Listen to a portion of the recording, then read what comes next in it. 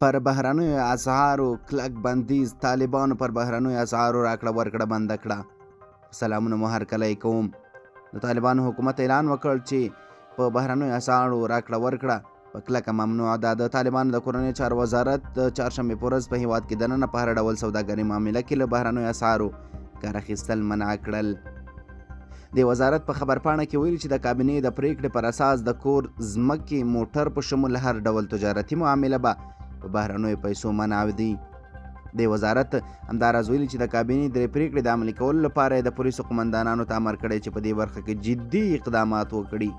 خبرپاڼه کې دغه راز راغلي چې د دې امر سرغړونکو ته به له قانون سره سمه سزا ورکړل شي. د طالبانو د حکومت څه باندې 10 میاشتې وځي خو تر اوسه څرګنده نه ده چې دوی کوم قوانین عملي کوي.